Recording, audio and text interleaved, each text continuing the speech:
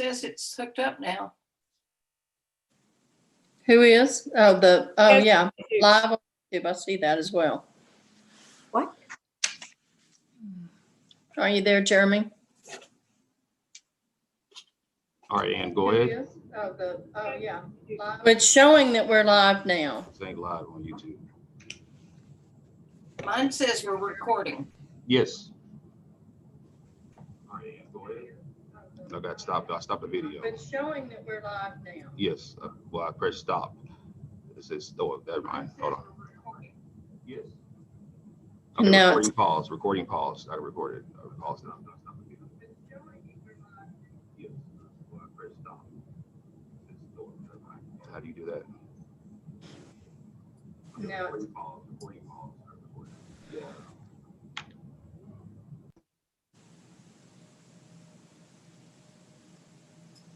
Are we paused now, Jeremy?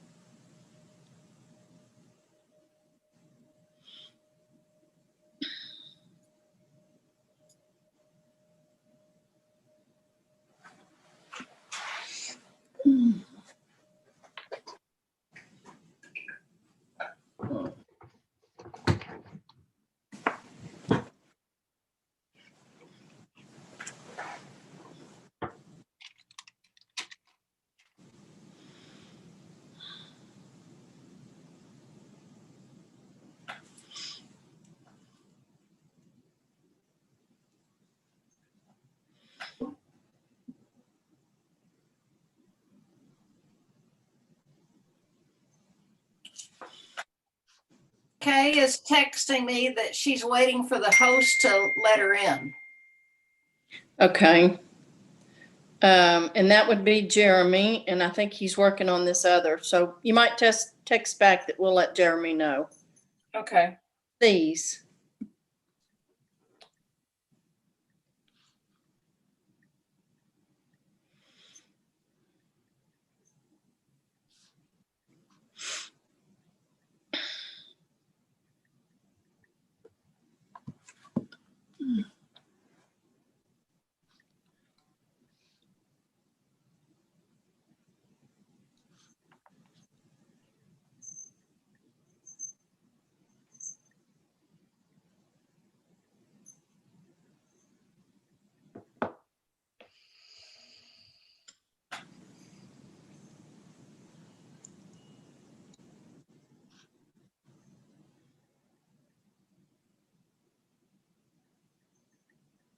Okay, we're ready to go. Whenever start. Go. There we go. Good morning, everybody. I believe Kay is waiting for you to let her in, Jeremy. She's in. She's in. She's in. All right. Very good. We will call the meeting to order. I'd like to say good morning to everybody again.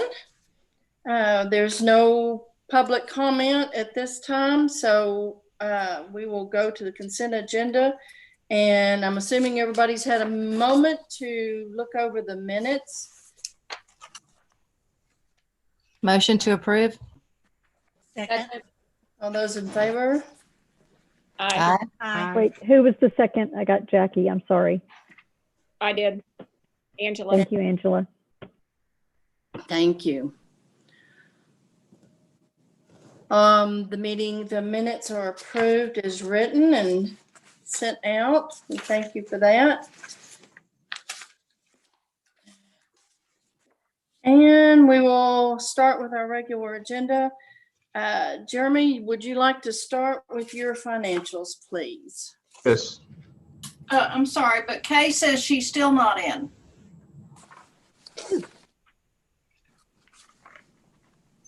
Okay, well, I'm looking. There's nobody to admit right now. Okay, go on, go on. Monthly report for November 2020. We had detailed work throughout the cemetery in preparation for the Veterans Day program. Complete mowing and trimming of the entire cemetery. We planted 23 Italian cypress, We planted 6 Blue Point junipers. We also planted 2 skyrocket junipers, and we put topsoil on 13 sunken graves, and we set 1 military marker. We had 6 regular services, 6 tent setups, 6 equipment maintenance fees collected, 2 marker survey fees, 3 containers. We didn't sell any spaces, and we didn't sell any columbarium spaces. So we had a total of $13,850.54. Good. Yeah. Okay, we'll move on to the income report.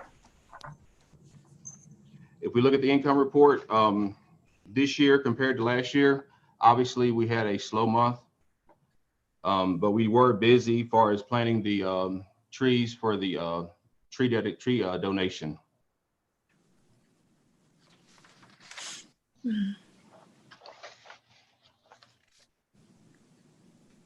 Are there any questions on the income report for Jeremy, ladies?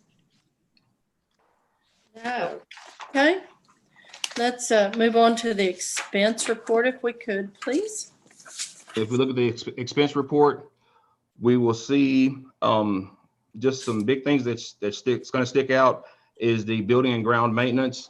That is going to be high because we did have the tree donation. And so we are taking care of the emitter lines, you know, the maintenance to keep those trees. So that's why that's 2,200. Also on the special services, we have a credit of $16.50. And on the contract services, we have a credit of $6. And we talked to Ryan Gaddy, and he was saying that that was to help budget out their books, that we end up getting a credit. Was that, we talked about that last month, correct? No, this is for this month. Okay, Yes. thank It's you. right here. This is this month. Okay, thank you. We got a credit. So is that a phantom credit or is that a real credit? It's a real credit. Yeah, really do. Because special services are the concrete boxes. So we either purchased those or we didn't. So did they charge us for more than we purchased? What I'm assuming is that I guess they overpaid $6 more. No, Well, the for the 1650. the We're special talking about, services. yes, the special services is Digger. That's the concrete boxes. So what Oh, the Angela is special services. asking is, did we overpay for the concrete boxes? What Ryan told us was to help budget out their books, we end up getting a credit. I'll look more into it to check it out and talk about it next month. But that's what his explanation to us was. Okay, It was that, paid out of the previous year. Okay, if you'll just ask if that was a real credit or they just stuck the credit in that line item to make their books somehow balanced, that would be helpful. Okay. yeah. And you could also say, we'll take that every year if you'd like. Yeah. We'll take that credit. Okay.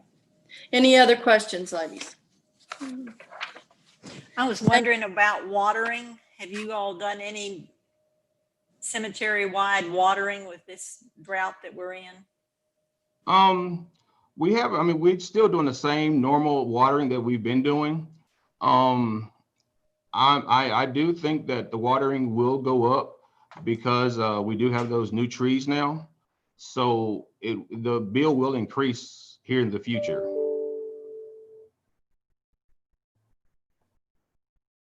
And also, we do have a second phase of those trees. And so when you look at the building and ground maintenance, you see that it's 2,200 now.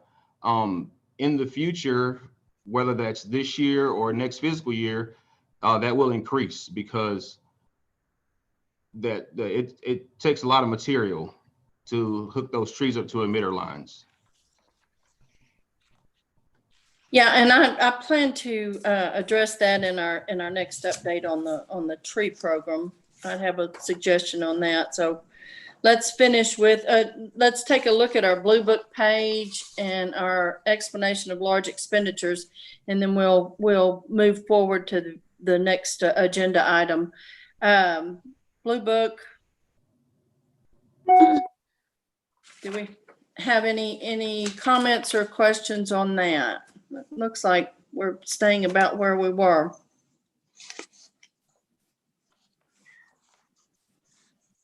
Jeremy, this Blue Book page is the one through September 30th. We don't have a more updated one.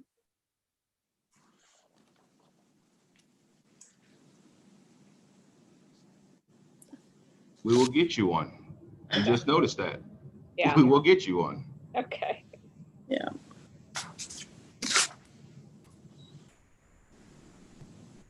Yes, we will have that on the next meeting. Okay. Yeah, because I think we had one there. We had one there in the office, didn't we? I thought we did. I thought that was the newest one, but Yeah. we will. Nope. Even the one on my desk is September 30th. Okay. Wow. Okay.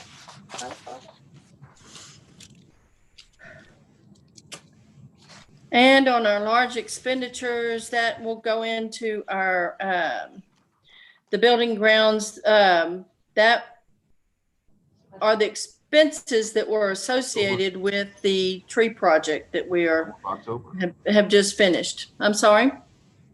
Go ahead. No, go ahead. No, I was talking to Susie. Oh, okay.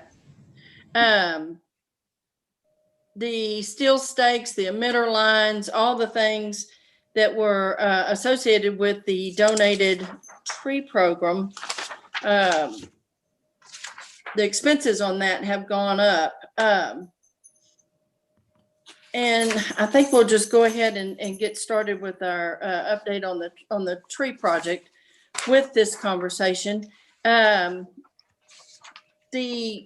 tree program is the donated tree project is beautiful. I mean, it is a stunning addition to the cemetery and greatly appreciated. The planting and the work and the help from the Parks Department have been wonderful, and that saved us a lot. With that being said, it still was the expenses associated with this and the planting has fallen on the cemetery. In addition, I was unaware, but we had to purchase 2 additional cypress trees to finish out the project around the gazebo. Is that correct, Jeremy? And Yes, ma'am. those were added to the expense. Yes. In looking through our rules and regulations, we have a section on page 10 that is under the title of Landscape and Tree Donation Program. And I think it would be good for us to discuss possibly a revision or an addition to those rules and regulations that might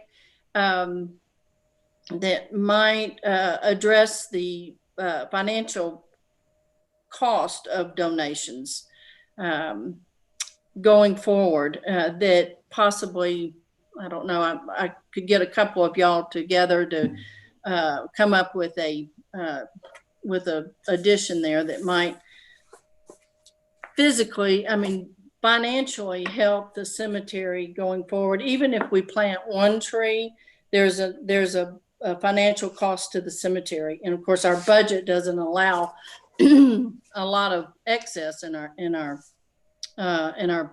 financial status. So I would like to kind of open that up for discussion just a little bit and see what you think about that. And what do the rules and regs say? Well, the rules and regulations discuss the fact that we appreciate the donation of trees and shrubs and how important they are, but it only addresses that any planting be discussed and approved by the cemetery supervisor. It also notes that we do have a list that was compiled by horticulturists and landscape architects that you discuss the type of trees and shrubs that are suitable for our area. But it doesn't get into the cost. It also talks about watering and how people can bring their own water. But all plantings become the property of the cemetery. However, if you want to water or care for your individual plants, you can do that at your cost. And that's all that's really that's all that's covered in that landscape and tree donation program. And what were the added expenses per tree? Just a round number.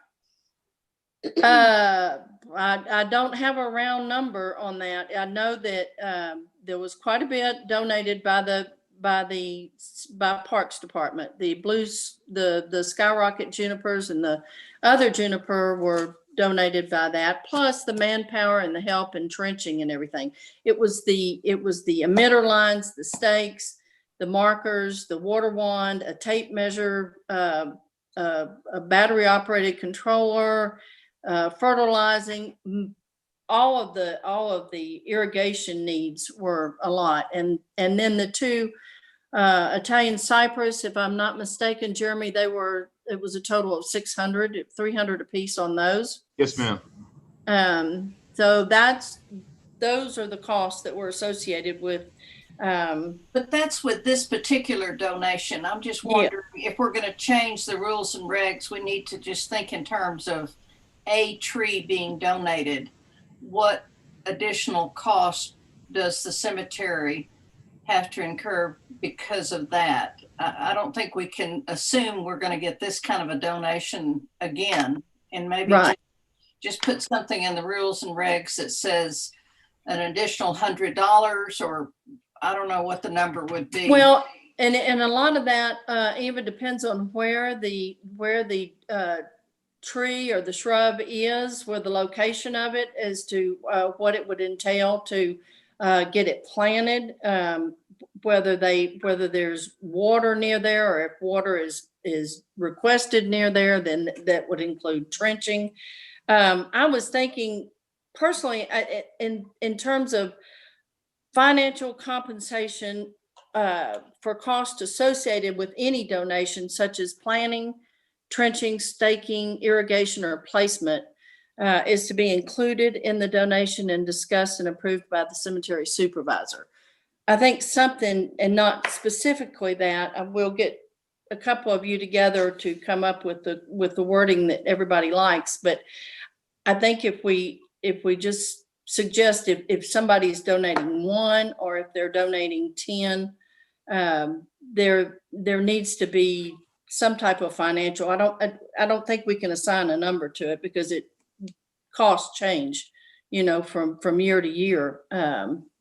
And it would depend on the location and the size of the tree, whether staking would be needed or anything like that. Okay.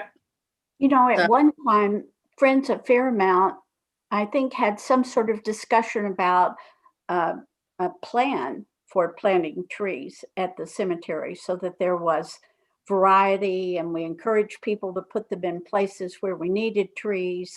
Has anything ever been done on that, or was that just something that the Fairmount board discussed doing? There is a plan. Well, I'm not sure exactly how. I haven't looked at it recently, but they're associated with our master plan.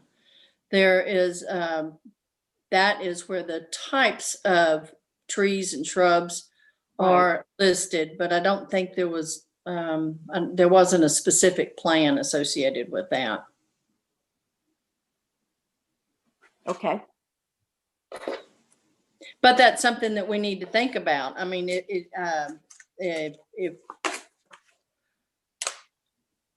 perhaps something could be in the landscape and tree donation program that's in our rules and regulations. Perhaps something along those lines could be added to that as well. Maybe it could be a percentage.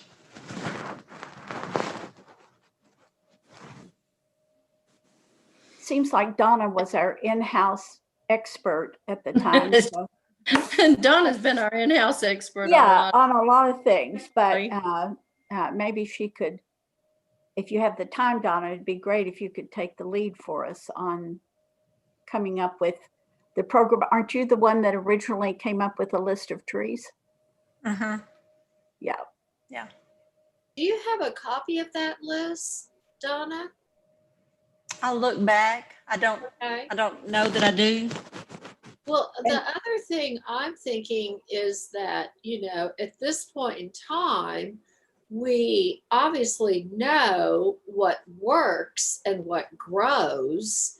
And so to me, it would make sense to go with, the ones that have the highest success rate. Absolutely. And I agree with that, yeah. And did they use your list when we got the list in the master plan, Donna? Were any of your trees included in that? I think there were one. Yes, I think Yeah. so. They absolutely were. And that was compiled by a landscape architect from a tree expert from Austin who took into consideration water availability and all those things. I haven't looked at that list. I don't know enough to comment on how good it is, but it seems like Donna took a look at it when it was compiled and approved what they were suggesting. So, well, at this point, if it's okay, is there somebody that would like to work with Donna? Donna, would you mind kind of reviewing that a little bit and seeing if we can come up with a revision to the rules and regulations to possibly consider cost and plantings and that type of thing that might help cover us in the future? And if there's somebody else that would like to work with Donna on that, if Donna agrees, I would. I'd be glad to. I think I need to work with Jeremy over what the actual costs are. Mm-hmm. Also, if we're looking for additional input to this plan, the master gardeners, the Tom Green County master gardeners, and the Tom Green County agricultural extension person is a wonderful, wonderful person to use as a resource for this. And I've got her name, Donna, so I'll help you with it if you wish. Right. Wonderful. Great. Thank you. I think that will help. And like I said, if you haven't been to the cemetery recently, any of you, and I know you probably all have, but the trees, the whole landscape of the cemetery at this point is just beautiful with the donation. And I will go on and say that there is a plan to for phase 2 of this program, and Carl has worked it up. We've got a map, we've got a plan, so to speak, of how the planning will go forward. South of the gazebo, that whole area through there will be all in the Italian cypress, and it'll follow the same pathway and the same spacing as the phase 1 did at the front of the cemetery. So anyway, with that being said, it's beautiful, it's stunning, and it's just transformed the entrance of the cemetery, in my opinion. I love it. It's very beautiful. Can I make a comment too, Ann? Yes. Have we formally, or have we have a plan to formally thank the Carmody Gillis family? I've sent a letter to Catherine thanking her, but beyond that, no, we have not. On behalf of the board, it would be nice to have a plan to. Okay. Yes, I agree. We need to do that. Jackie, why don't you and I talk about that, and we'll come up with something and go from there. And then I Yeah, can show you That's what great. already sent. Right. Thank you. If you would like to write individual letters, I have Catherine's address in Mill Valley. She's Okay. actually back on Bond. She's back on Bond Street now. Well, she's living in the Hamptons right now. So I do have that address if you'd like it. And I got that from Becca, our new board member. Yes. Well, if you would, why don't you text that to us, Susan, if you wouldn't mind, please. Not a problem. Okay. All right. Any other comments or questions? If not, we'll move on to Friends of Fairmount activities and projects. Is Cam available? I am. Can y'all hear me? Hi, Cam. Good morning. Yes. Well, not a whole bunch to report other than we got all the wreaths put out. Beth Urick organized that. I believe she ordered 150 and we sold out. They are fabulous. And had calls for more, and we just couldn't get any more, which is good. So maybe next year we'll look at ordering even more. We did have Friendly Flowers do them this year because the florist that sent them in the past just wouldn't get back to Beth. So she was pleased with them. They were easy to work with. The price was about the same. So I think we're going to stick with them again for next year. Really nothing else to report. We're going to meet in January, the first Wednesday of January, the 6th at noon at the bank. And we're keeping our fingers crossed that maybe SAIC is going to let us do some sort of activity for Stones and Bones. They said they will, keep us in mind, and maybe it's a virtual, instead of us going to the schools, we would do a Zoom, or we would, send a video or something, but they're still considering letting us do something. We just don't know what that will look like or when it will be. Oh, that's wonderful though. Yeah, that's great. So that's about all for us. Well, thank you. Kim, did you say it's the 7th or the 6th? It's the 1st January? It's maybe I said the wrong day. Let me look. Not a problem. It is January 6th. January 6th, yeah. And that'll also be, is that still at the First Financial Boardroom? Okay. Yes.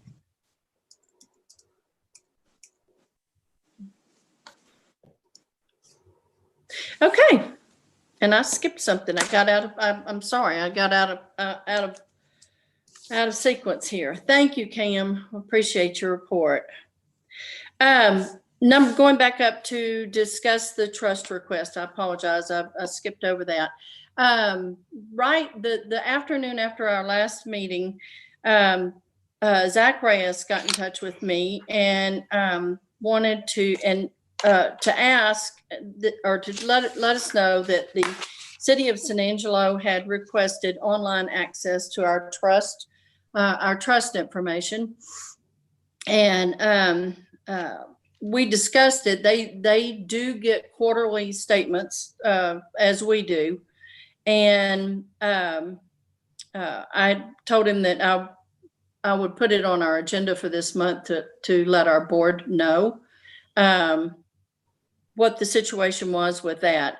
They would not have any access to funds or be able to move or maneuver or anything like that. I was concerned about safety, internet safety. I asked him about that. I understand that the safety issues are very strong within the bank, so that would not be an issue. It was just that they did want to notify us and ask me for permission to give them that online access, which is really, I think, probably the 3 bank presidents that are associated with this. They also get the quarterly reports. So I think just opening that up to online access or paperless statements, so to speak, is where we're talking. But I did want to let the board know about that and see if you had any questions or any comments or anything you wanted, however you wanted me to move forward with that request.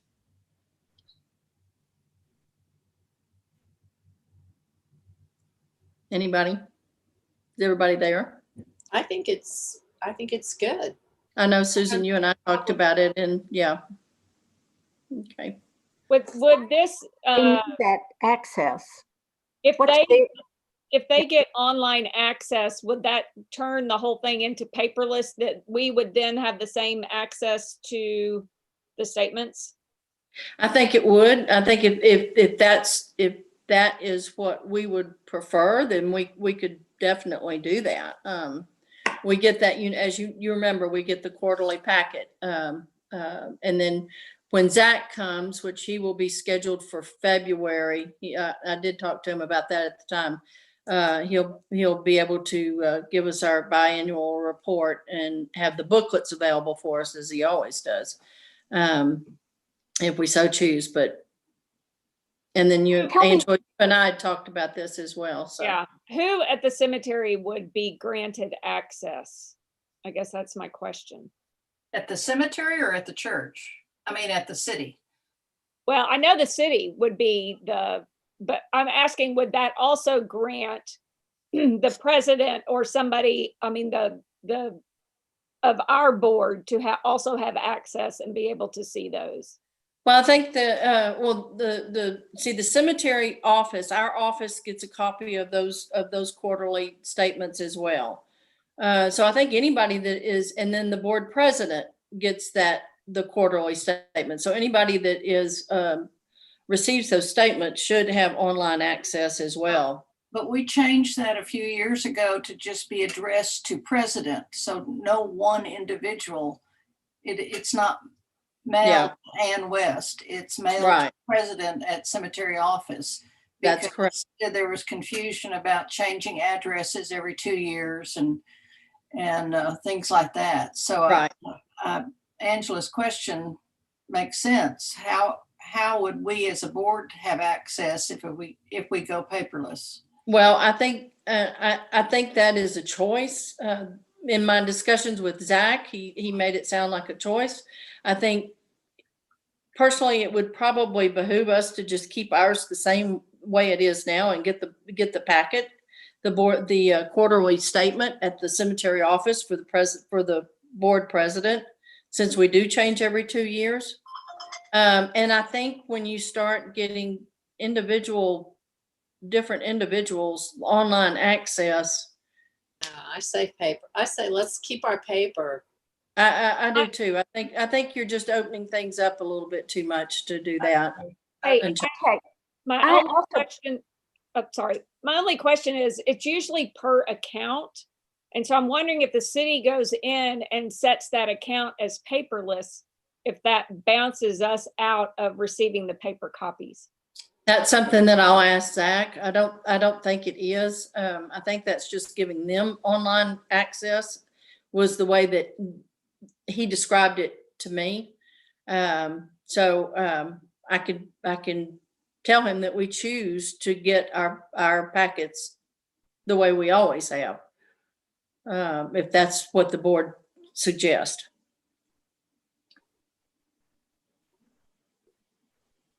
Angela, Comment? Angela, my understanding of how it would work would be like an additional user that just has kind of like a read-only access.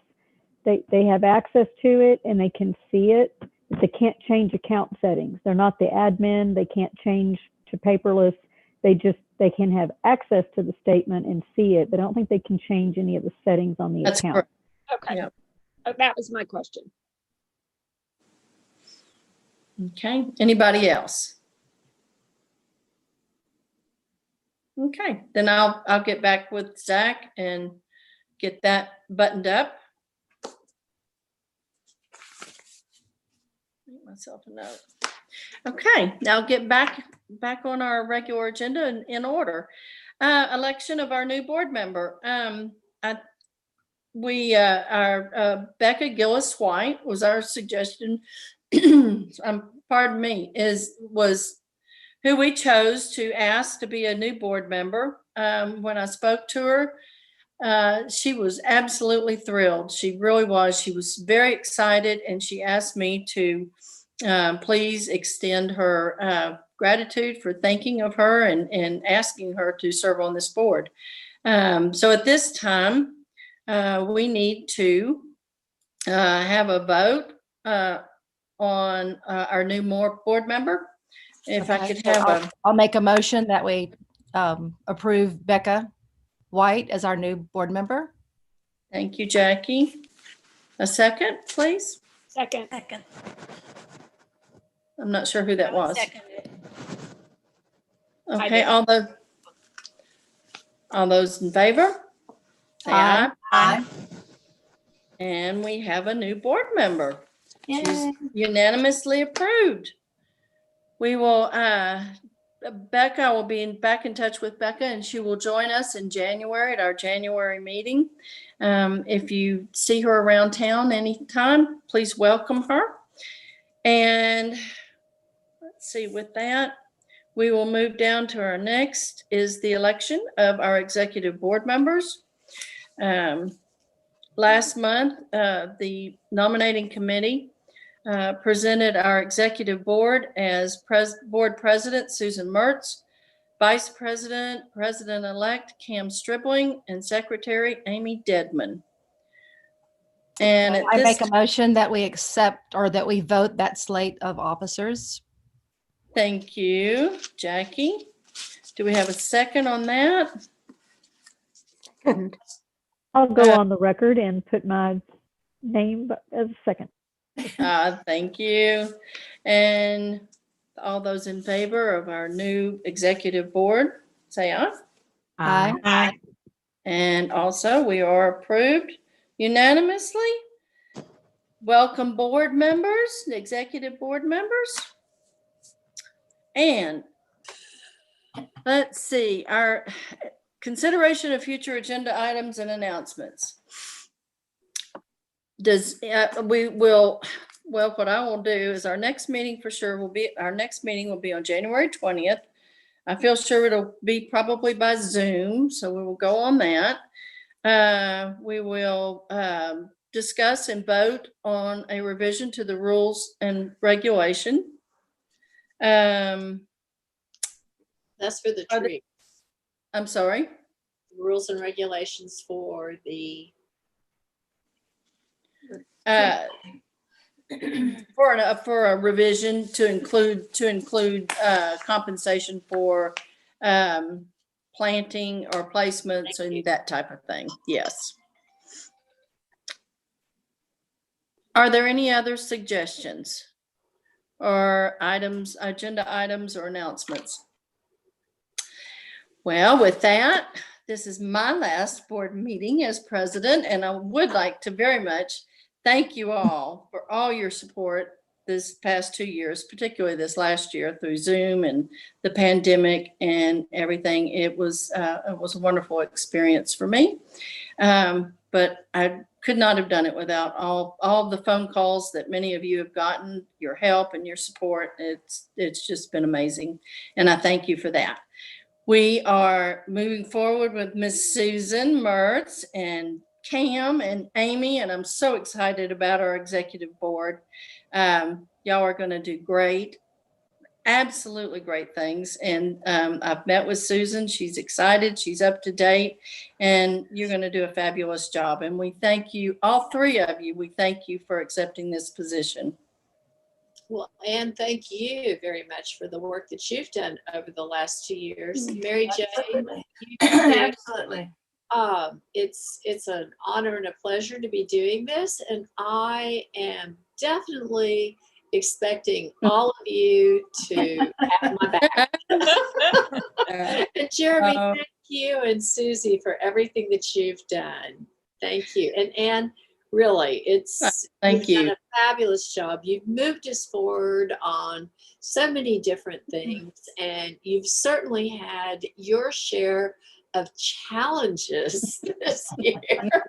And at any rate, thank you. We have. Thank You're you. quite welcome. Thank you. And Mary Jane, to you, you've been my lifesaver. I just saved you till last because you have been my lifesaver with your amazing minutes and the phone calls reminding me of things that I needed to, I had questions. What do I need to do? What I need to do. Anyway, you've been an amazing secretary. You've been a fabulous board member, not only on our board, but also on Friends of Fairmount's board. You've served the cemetery in so many aspects, and I just want to say thank you from all of us for everything you've done. And we'll be talking to you. You'll be around, and we'll look forward to visiting with you. And you even hinted at some point you may even decide to join us again if the opportunity arises. So you would be more than welcome anytime. Thank you very much, Mary. I say she's ex officio. There you go. Well, you all know that my heart is with the cemetery. I love Fairmount. I'll always be a friend of Fairmount. I'll always be supportive. Just, time where I need to focus on some other things for a little bit with my family business, but I appreciate all of you. I'll always be a resource and always be supportive, and maybe someday y'all will have me back. No, absolutely. Thank you, Mary Jane. All right, ladies, if there's nothing else, I will officially adjourn the meeting. Merry Christmas, everybody. Merry Christmas. Merry Christmas. Christmas. See you in the new year. All right.